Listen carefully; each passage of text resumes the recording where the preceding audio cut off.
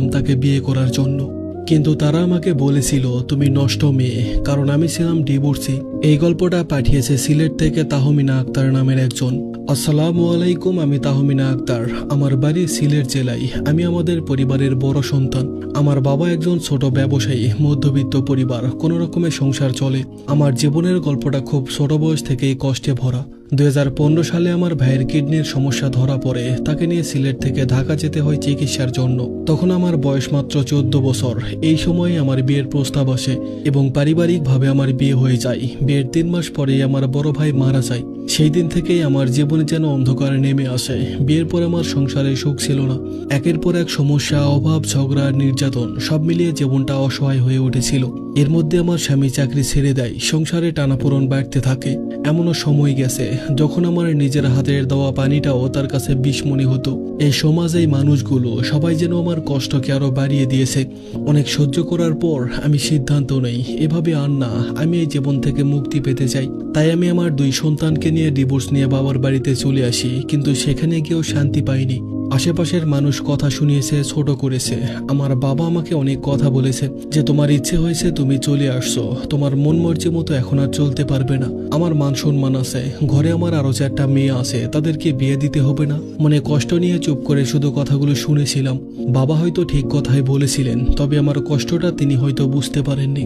আমি তখন বুঝলাম আমাকে নিজের পায়ে দাঁড়াতে হবে, কিন্তু কি করব, আমার কাছে তো কোনো টাকা ছিল না। তো যাই হোক, 2023 সালে আমি ফেসবুকে একটা আইডি খুলি। অনেকেই কথা বলতো, কিন্তু আমি কাউকে বিশ্বাস করতাম না, কারণ আমি একবার প্রতারিত হয়েছিলাম। কিন্তু হঠাৎ একদিন 18 আগস্ট একটা ফেক আইডি থেকে মেসেজ আসে। আইডিটার নাম ছিল জাতির জামাই। প্রথমে মজা করতে করতে কথা বলা শুরু হয়, পরে ধীরে ধীরে বন্ধুত্ব। এরপর এক সময় সে আমাকে ভালোবাসার কথা বলে। আমি প্রথমে রাজি হইনি, কিন্তু পরে সে বলল সব পুরুষ এক হয় না, একবার আমাকে বিশ্বাস করে দেখো। এভাবেই 5 মাস কেটে যায়। আমার জীবনের কষ্ট, বাচ্চাদের অভাব, সমাজের চাপ, সব মিলিয়ে আমি ভেবেছিলাম হয়তো এবার ভাগ্য বদলাবে। আমি তাকে বিশ্বাস করি আর আমার জীবনের সব ঘটনা তাকে আগে থেকেই খুলে বলি। সে ছিল ফরিদপুর জেলার ছেলে, আর নাম ফারহান শেখ। আমি তাকে ভালোবেসে মোটু বলে ডাকতাম। সে আমাকে অনেক স্বপ্ন দেখাতো, বলতো সে প্রতিষ্ঠিত হলে আমাকে বিয়ে করে তার বাড়িতে নিয়ে যাবে, আমাকে তার রানী বানিয়ে রাখবে। আমি তাকে পাগলের মতো ভালোবেসে ফেলি। সে আমার চোখের জল সহ্য করতে পারত না। সে কসম করে বলেছিল, আমার মায়ের দুধের কসম, আমি কখনো তোমাকে ছেড়ে যাব না।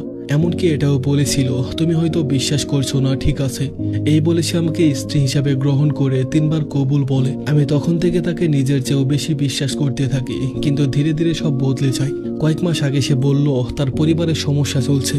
আমি তখন কাঁদতে কাঁদতে তাকে জিজ্ঞেস করলাম, তুমি আমাকে ছেড়ে যাবে না তো? আর তোমার পরিবারে আমার কথা কবে বলবে? সে বলল, আর একটু সময় দাও, ঈদের সময় মাকে বলবো। কিন্তু ঈদ চলে গেল, কিছুই হলো না। একদিন হঠাৎ করে তার মা অসুস্থ হয়ে যায়। পরে শুনলাম তার মার ব্লাড ক্যান্সার হয়েছে।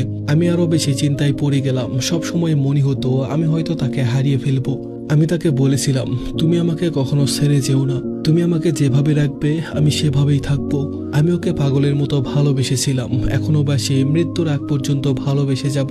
তো এভাবেই কিছুদিন চলে যায়। ওর একটা বোন আছে, আমার মতোই ডিভোর্সি, একটা সন্তানও আছে। পরে অন্য জায়গায় বিয়ে হয়ে যায়। সে আমাকে বলেছিল, তুমি চিন্তা করো না, আমার পরিবারকে রাজি করিয়ে তোমাকে বিয়ে করে নিয়ে আসবো। এরপর কিছুদিন পর হঠাৎ করে সে দূরে যেতে শুরু করলো। একদিন সে তার শেষ কথা বলে ফেললো, বলল, জান আমাকে মাফ করে দিও, আমি তোমার হতে পারবো না। তার এই কথাগুলো শুনে কান্না করতে থাকি। তাকে অনেক বুঝাই, কিন্তু সে আমার কথা বুঝতে চায় না।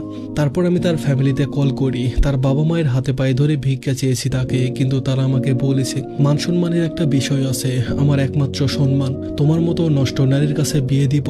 একটা জামাই তো খেয়ে আসছো। এই কথাগুলো শুনে আমি 3 দিন শুধু কান্নাই করেছিলাম। 3 দিন পর দেখি সে আমাকে সব জায়গা থেকে ব্লক করে দিয়েছে। আমি কিভাবে তাকে ভুলে যাব? তার মায়ের স্বপ্ন, বোনের স্বপ্ন, বাবার স্বপ্ন পূরণ করার জন্য আমাকে ধ্বংস করে দিল। আমি তো তাকে ভালোবাসতে বলিনি, সে নিজে থেকেই আসলো, নিজে থেকেই ভালোবাসলো, স্বপ্ন দেখালো, আমাকেও ভালোবাসতে বাধ্য করালো। অবশেষে সে আবার নিজে থেকেই চলে গেল।